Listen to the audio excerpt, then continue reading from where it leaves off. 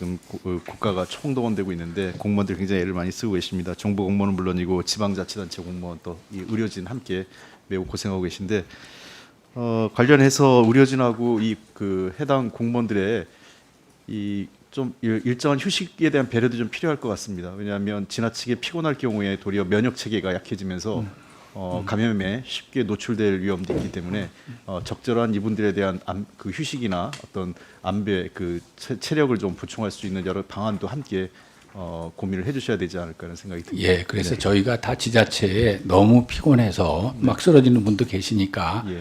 어쨌든 너무 극도로 피곤하지 않게 교체 인원을 충분히 확보해서 예. 교체될 수 있게 했으면 좋겠다고 지자체에다 네. 예. 네, 그런 문제들 좀 신경을 써주시고요.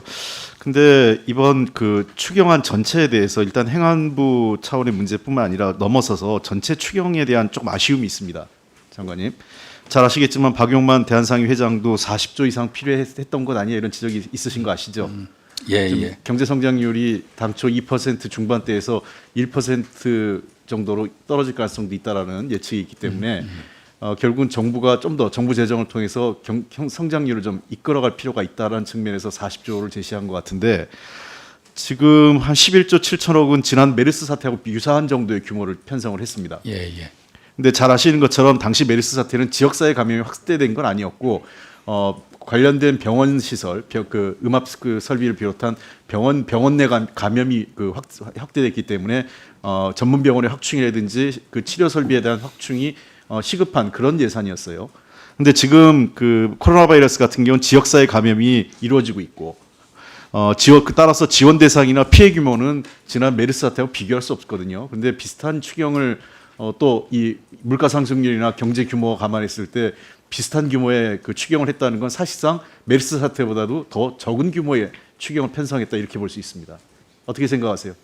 예, 뭐 좀 많이 하면 많이 할수 좋을 것 같다 이런 생각은 드는데 아마 재정장국도 뭐 세계 잉여금이 너무 적고 지금 약간의 국채를 발행해야 되는 거기 때문에 예. 그런 면을 고려하지 않았나 그 생각됩니다. 기재부의 입장은 제가 잘 알겠는데요. 물론 예. 기재부는 전체적으로 세수에 관련된 문제를 지적하는 건 뭐 있을 수 있다고 생각하지만 예, 예. 지금은 비상시국이고 국민들을 결국은 국가나 정부가 왜 있어야 되겠습니까? 가장 어려운 시기에 국민의 생명과 안전, 그다음에 지금 생활의 어려움이 그 다가오는 속에서 버팀목으로서 정부 재정, 그다음에 국가의 존재가 필요한 거 아니겠습니까? 그래서 지금은 적자 재정을 감안하더라도 비상한 시기이기 때문에 좀 더 특별한 그 추경이 돼야 되는데 자칫 지금 제가 보기엔 최소한 추경이 25조 이상은 해야 된다고 봤어요. 근데 그 턱없이 그 절반에도 못 미치는 11조 7천억 가져와서 정부가 그럼 자칫 6월 21대 국회가 다시 개원되면 그때 가서 2차 추경할 생각인가 이런 생각이 의심이 들 정도입니다. 예, 그래서 실제로 저는 이렇게 되면은 필연적으로 6월 7월 돼서 2차 추경액이 안 나올 수가 없게 될 거예요. 왜냐하면 지금 전체 추경 그 항목들을 쭉 살펴보면 눈에 보이는 피해 규모만 잡아놨지 예상되는 피해에 대해서는 하나도 잡혀 있지 않습니다. 그러니까 지금 예상되는 피해라는 눈에 보이는 피해라는 건 이 방역 당국에 대해서 지원해야 되는 예산을 쭉 잡아놓은 건 맞아요. 뭐 지금 예를 들면 코로나 피해 중소기업, 뭐 검역 진단 치료 장비, 뭐 민생 고용 안정 나오는데 이게 다 예상되는 거고 실제로 지금 가장 피해가 큰 게 자영업자, 또 보육시설, 그 등을 포함한 이 서비스 계통에 있는 사람들의 고용 안정 문제입니다. 근데 그분들에 대한 지원은 하나도 빠져 있어요. 민간 어린이집 포함해서 유치원 등에 대해서요. 만약에 이분들 그 한 1월, 2월 한 1, 2개월 더 이상 못 버티거든요.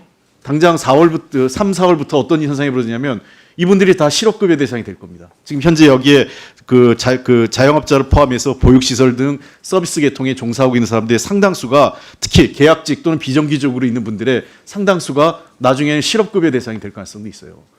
결국은 더 중요한 거는 이러한 사람들이 계속적으로 거기서 고용을 유지할 수 있도록 지원해 주는 게 필요한데 그런 부분에 대해서 전혀 고려돼 있지 않다 이런 생각을 합니다.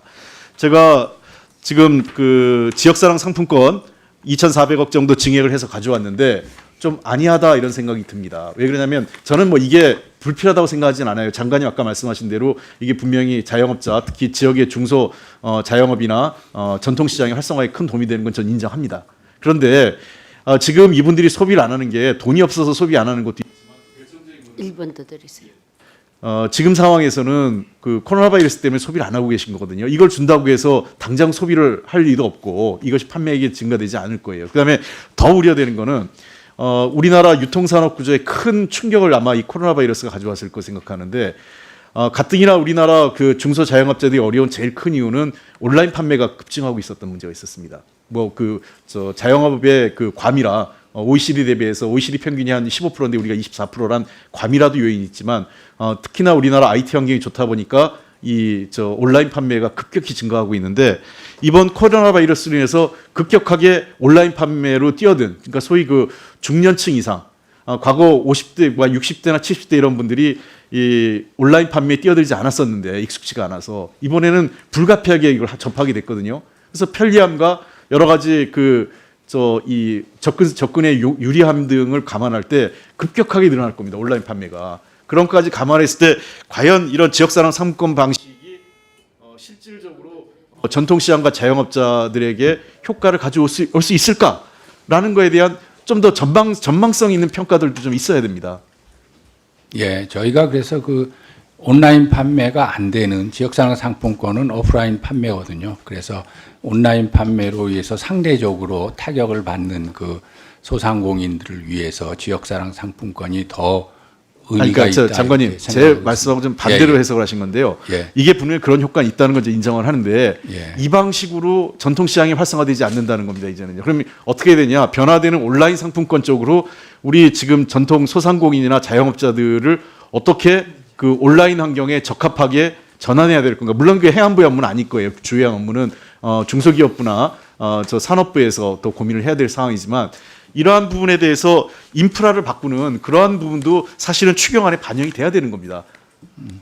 저는 그런 측면에서 이번 추경이 비상한 시국인데 또는 그 우리가 굉장히 트렌드 자체가 급변하고 있는 건데 그런 거 예상되는 앞으로 예상되거나 다가올 문제들에 대해서 반영되지 않고 있었다는 데에 대한 아쉬움을 말씀드립니다. 예. 그 부분은 주로 이제 중소벤처부에서 많이 준비를 하고 있을 것으로 보고 의원님 말씀에 동의하고 잘 전달하도록 하겠습니다.